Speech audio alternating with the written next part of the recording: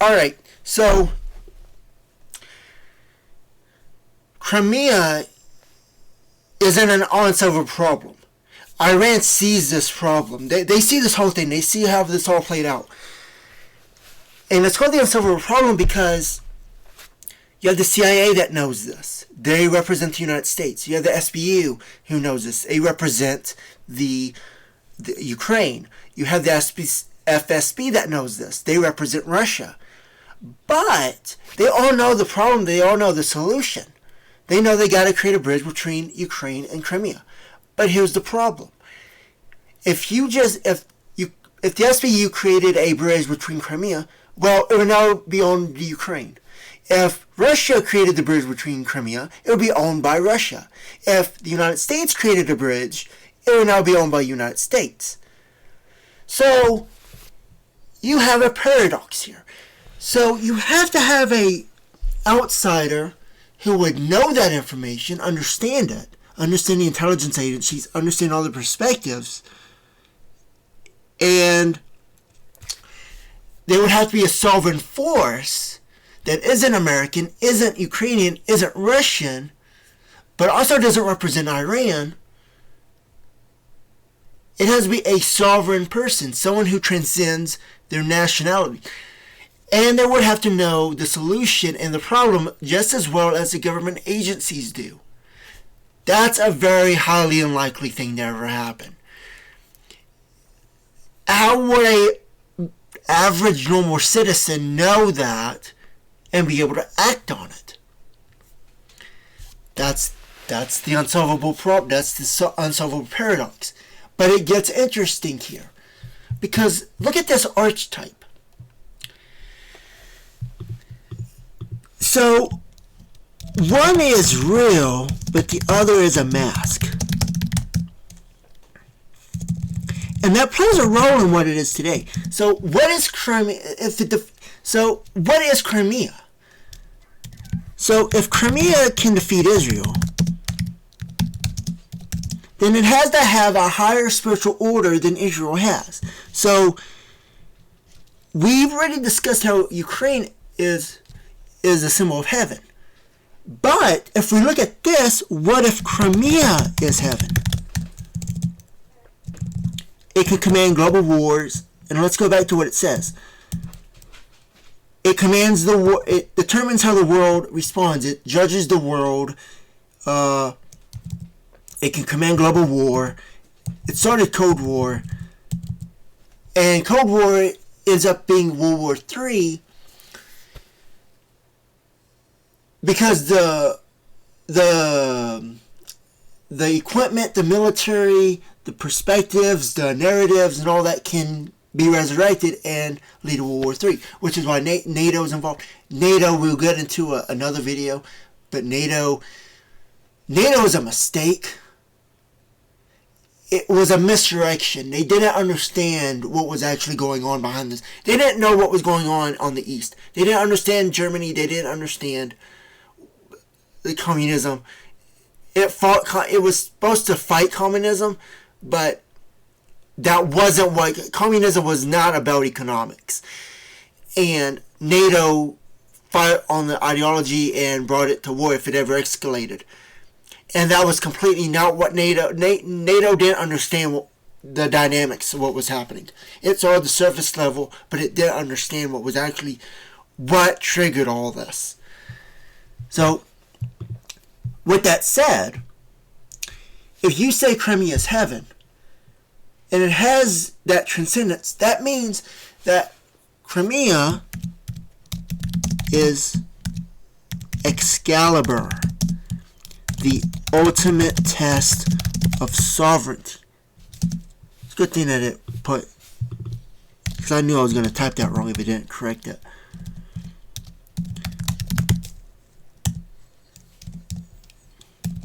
The ultimate test of sovereignty. So no government official could ever pull the sword out of the stone, if you will. This would be the ultimate proof that someone is sovereign.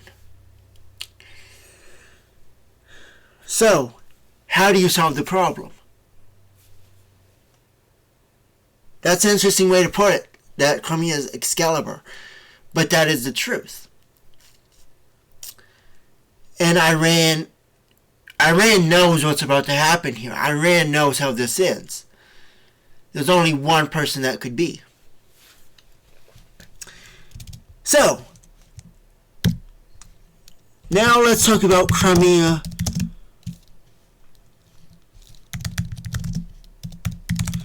So no one sees Crimea as anything. They see it as this place that's fought between Ukraine and Russia. Why does the United States care? Well, remember when I said Trump's imprisonment? And I said, I'm typing too fast while I'm speaking. So Trump's imprisonment and his release in Crimea. So when they manage, like I said before, if they manage to settle their differences between Ukraine and Russia, especially Ukraine, Crimea will expose all this information that comes out that has never been released to the United States. So all hidden identities will be revealed.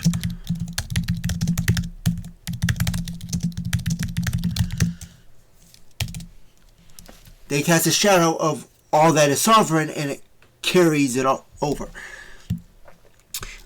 Trump will be exposed. It'll be very hard to hide him in this position because so much information is coming out.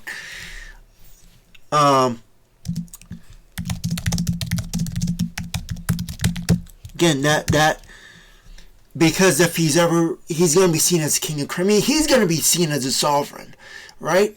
And we don't want that because now he's transferred from the United States to Crimea.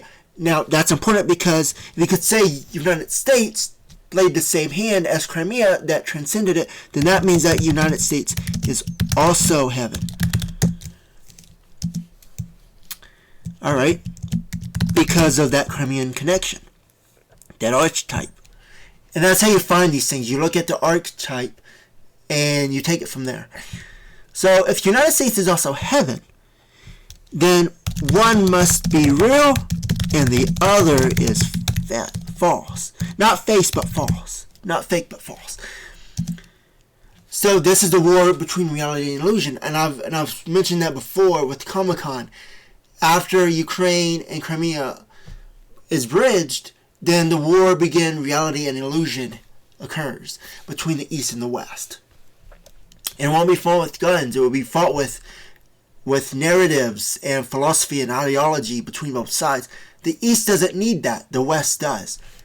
To be awakened, if you will. So, and because the United States is tied to Israel, if Israel falls, the United States must fall too. And that coincides with how Crimea will ascend. So this is very, very difficult for people to really understand, but this is the underlying situation. And the United States, this is not military, this is not politics. That was the problem. People keep seeing this as politics, but if you look at politics, then it will never be solved. Because you gotta go deeper than the politics. Alright? So, this pretty much tells us who Trump is. He has been contained. If the United States is heaven, then Trump must be Lucifer archetype. And he's taken over false illusion of heaven. And he has no idea of this. The CIA and multiple intelligence agencies know these archetypes. They make in the connection and they see the relationship.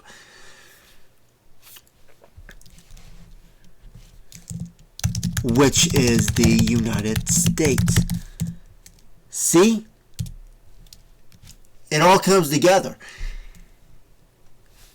And United States is being rejected by the world. America will become isolated.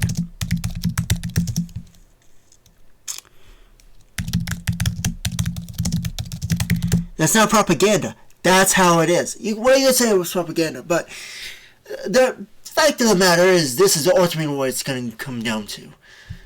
You got one side that knows this, the other side is blind. But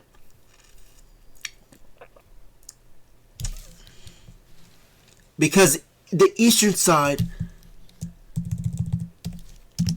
East will isolate America. Interesting. So,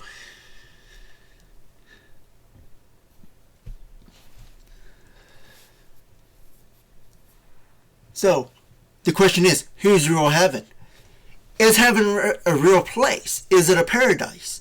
Interestingly enough, in the Soviet Union, under Stalin, they created these things called sanatoriums. Sanatorium in the United States is a hospital. It's kind of archaic name. Well, they had it for tuberculosis, but sanatorium, you see it as sane, the prefix sane, torium, which would be mental health, which would be a mental institution, mental asylum.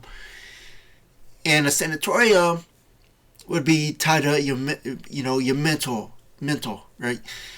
And Crimea, they had sanatoriums, but they were resorts for the working class.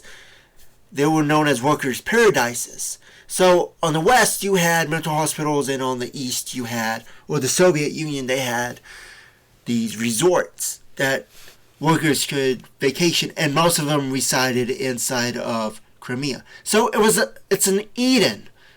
It's a hidden Eden as well. So heaven, Eden, could make that connection.